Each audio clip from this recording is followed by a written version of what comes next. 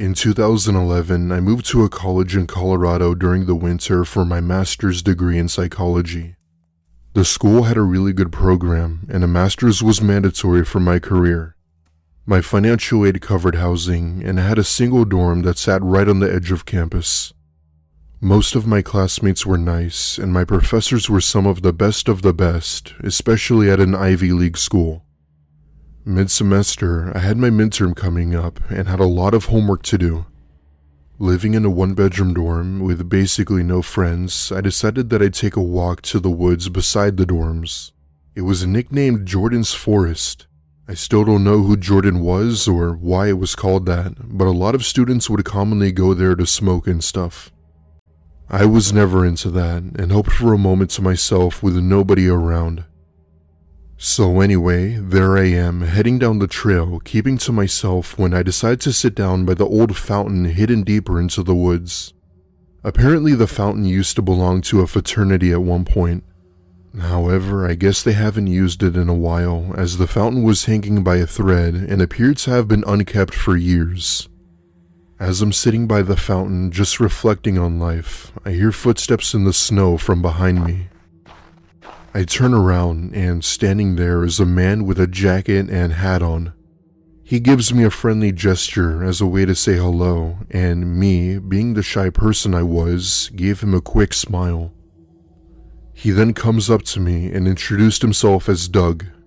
As I said, I wanted to be alone with myself at the moment, and having someone else nearby really killed the mood. However, I didn't want to come off as rude, so I tell him my name and went on my phone to act busy.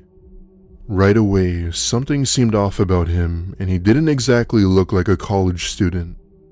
If I had to guess, I'd say he had to be in his late 30s or maybe early 40s. He proceeds to sit down beside me while keeping a short distance before saying, "So, is this your first time on campus?" he said.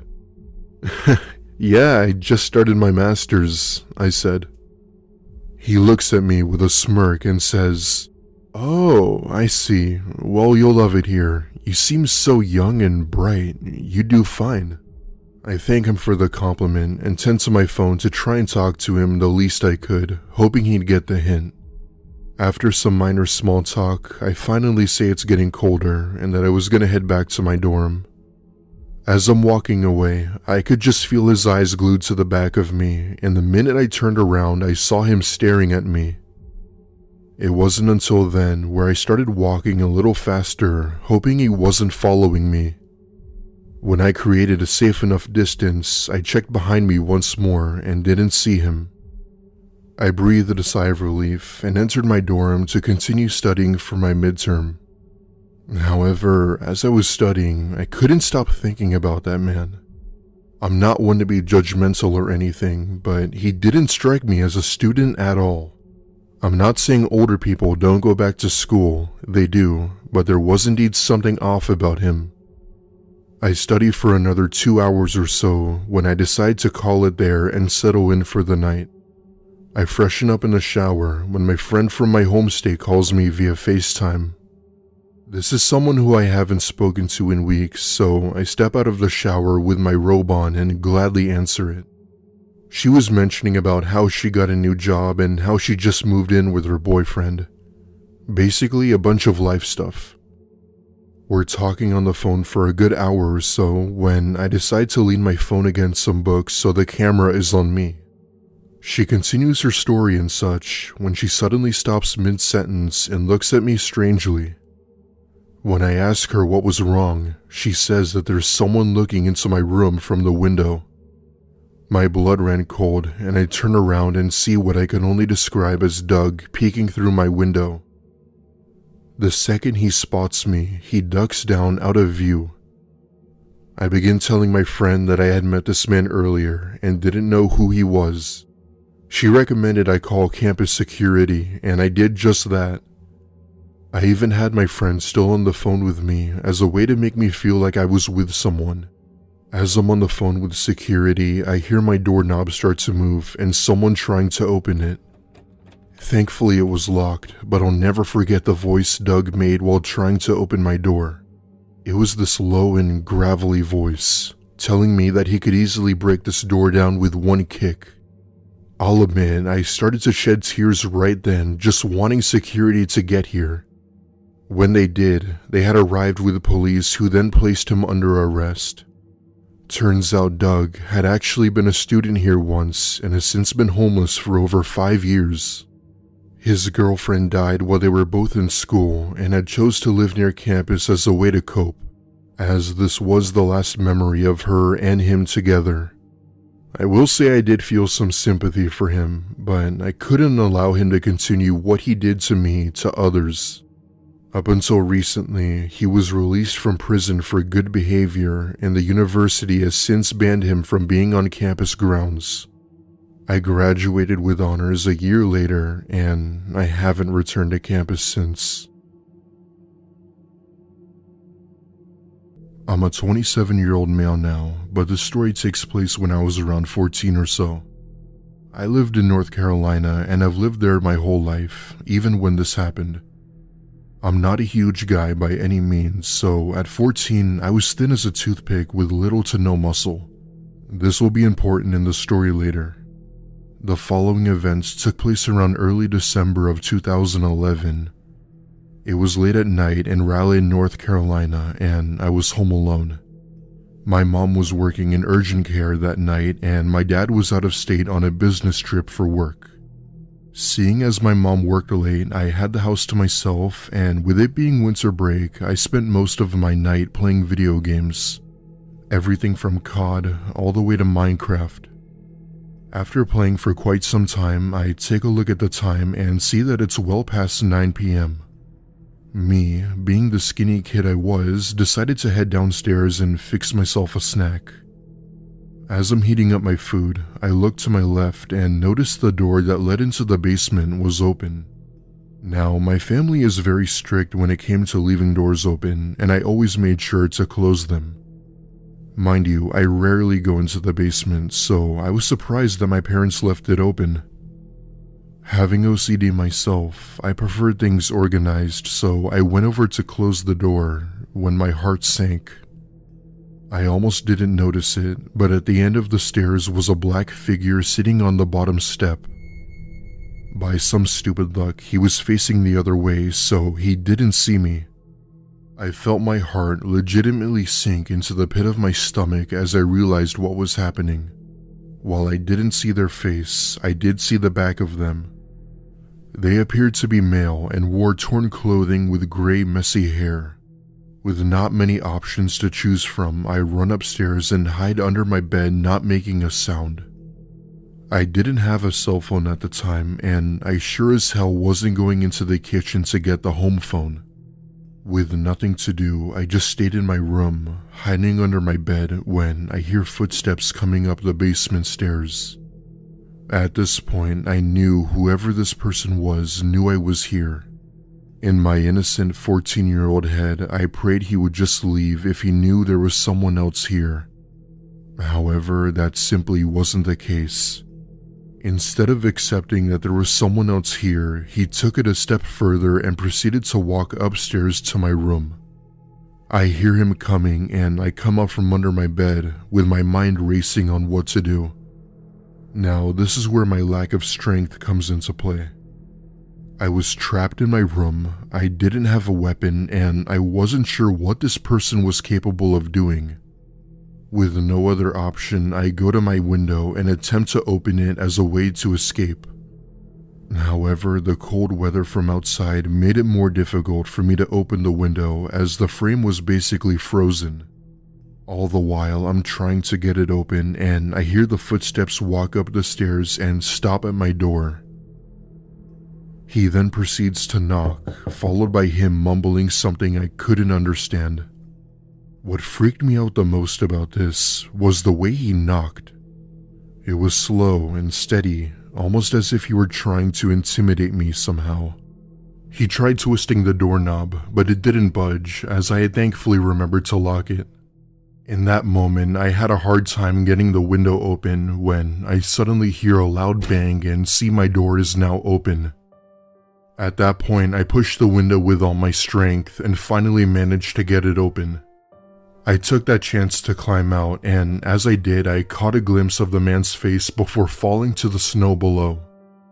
Fortunately, I was able to get away to the neighbors with only a sprained ankle, where police were then called.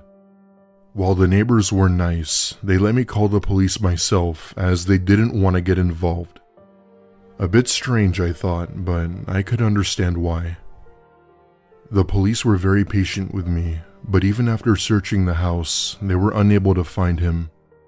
What police had concluded was that he had entered the house through our breezeway door and was likely hiding from the cold. My mom came soon after, and we spent the next 3 days at my uncle's house. I'm much older now, and I have moved past it. My parents still live in that same house, but have installed various security systems and even have a dog. I still think about this incident from time to time, but I'm doing alright. Back before my girlfriend Eliza and I started dating, we hung out all the time as good friends. We both obviously didn't have the same feelings for each other back then, but we did enjoy each other's company. This happened around the time where we both started to feel that there was something more to our relationship than friends. It was the winter of 2018, and we both had planned a skiing trip up to Vermont. Vermont had really good slopes, and with us having some experience with skiing, we were up for a challenge. We rented out a hotel room close to the ski resort as it seemed the most convenient for us. We took the gondola ride up to the mountain and had a great time skiing. As much as people don't like the idea of skiing, it was actually really fun if you practiced. That being said, we spent most of the day skiing and having a blast. Apart from the ski resort was a hiking trail and lodge for people who either didn't want to go skiing or if people wanted a break. It was nearing the end of the day, and Eliza suggested we take the hour-long hike around the mountain. Now, this hike was sort of a do-it-at-your-own-risk type of hike, meaning there was no trail guide or anything like that. The only thing we had as a guide was some painted markings around the trees to know where we were going. Even though it was a beginner's hike, it was still really easy to get lost in these woods. Eliza and I started our hike, just enjoying ourselves and whatnot. We're about 20 minutes into the hike when she has the urge to pee. It wouldn't be for another 50 minutes or so before we reached an actual bathroom, so she said she'd go into the woods and that she'd be back. I watch as she walks off the path and into the woods before disappearing behind a large tree. She went pretty far off, but I thought she just needed extra privacy, especially us being on our first trip together. However, as the minutes passed, she never returned to the path and I didn't even see her. I then thought to myself, what could she possibly be doing that's taking her so long? I thought. At this point, she had been gone for a good 10 minutes, and that's when I started to get worried.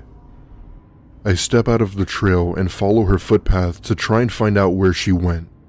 Thank God I see her standing by a small clearing with her phone out.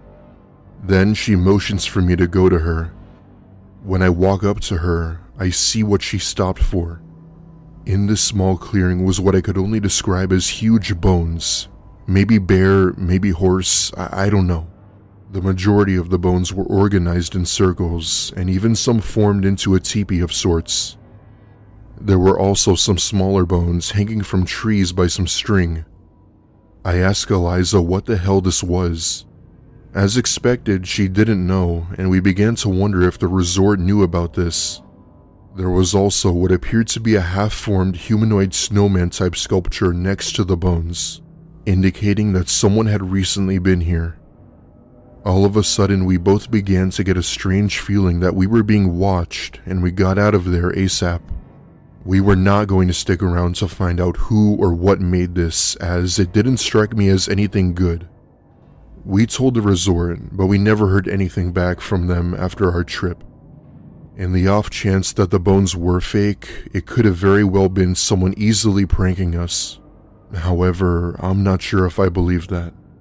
We're now a couple and plan on getting married soon, but we'll always have this story to share. It was New Year's Eve 2016. My friend Kevin had invited me over to his place to come watch fireworks with his girlfriend. Buying fireworks wouldn't be necessary as his next-door neighbors had put on quite a show every year. They basically did one for the whole neighborhood so that people didn't have to leave their homes or go out and buy fireworks. They would obviously be setting off fireworks right at 12, and Kevin had allowed me to arrive much earlier, giving us time to chill. New Year's Eve was on a Saturday, and neither of us had to work the next day, so that meant I could stay longer. For reference, we were both in our late 20s, so naturally we were more able to stay out late. Kevin had ordered us some pizza for dinner, and even grabbed a few cold ones for the special New Year. I hadn't seen Kevin nor his girlfriend in a while, primarily due to work, so we all wanted to make this night special for the three of us. We all sat down in the living room waiting for the ball drop, which was also when the neighbors would start their fireworks. We still had a good 2 hours before the new year, and that's when Kevin said he was gonna go buy some more beers at the gas station since we didn't have enough. His girlfriend and I stayed at the house while he was out. At one point, I'm in the living room and his girlfriend is out back talking on the phone with someone. I found myself watching TV when I hear what sounded like a door shut from upstairs. This was weird, as Kevin had mentioned it would only be the three of us at his house tonight. I look at his girlfriend, but she didn't appear to hear it as she was still on the phone. The minute she got off the phone, I go up to her and ask if she heard a door close from upstairs. She replied with a no, and that it was likely the wind, as she had apparently left a window open up there earlier. That seemed to have explained it, and I went back to the living room before Kevin had come back with the remaining beers. By this point, we only had about an hour left, and we used that time to play Uno, a game both of them played every New Year's Eve as a sort of tradition. Kevin and his girlfriend were on their fourth beer, so they naturally got drunk, making everything funnier for them. Anyway, we finish the game and go outside getting ready to watch the fireworks. Keep in mind that we were so close to the neighbors that we could practically see them get ready, so we basically had front row seats. Kevin had set up his tripod and camera to film the fireworks, as he did every year. We turned on the TV outside and counted down to the new year, wishing each other great success, new memories, etc. Several fireworks began to shoot up into the sky, lighting up the night with vibrant colors with the loud sound vibrating in us. It was honestly a great experience so far, and I wanted to walk out to the backyard to get a clear shot with my phone. The whole show lasted a good 10 minutes or so, and once it was over, I turned around to face the house, and that's when I saw someone in the upstairs window. Both Kevin and his girlfriend were still on the porch, and I told Kevin to call the police and that someone was in the house. He was still a little tipsy from the alcohol, but when he snapped out of it, he ran upstairs with a kitchen knife. All the while, I was expecting to hear some sort of commotion going on, but it never did. All I heard was a few doors opening and closing and Kevin coming downstairs a few minutes later. He told us that he didn't find anyone up there and wanted to make sure if what I saw was actually a person. I told him I was sure, even by pointing out which room I saw them in, who was probably now gone. I mean, what else would it have been, I thought. Me, Kevin, and his girlfriend searched the entire house looking for the supposed intruder, but ultimately found nothing. Seeing as I had a few drinks myself while also being tired, I accepted the fact that it was all in my head at the end of the night when I went home. They didn't call the cops because, well, there really was no point. Days went by and I went on with life as usual, and I began to sort of forget about the whole thing. That was until a week later, where I received a phone call at 1 a.m. from Kevin. I was nearly half asleep at that point, but he said that he was sorry for not believing me about the person I saw on New Year's. Turns out, Kevin had gotten home from work early and caught a homeless man drinking a milk carton from his fridge. The person I saw in the window that night was him. There's really no point in explaining what directly happened after that, but let's just say Kevin took it into his own hands. The man simply admitted to sneaking into his house a day after Christmas through his garage door. His reason being because of the cold outside and wanted to find warmth. For context, we live in Wisconsin, meaning we have some of the coldest winters in the US.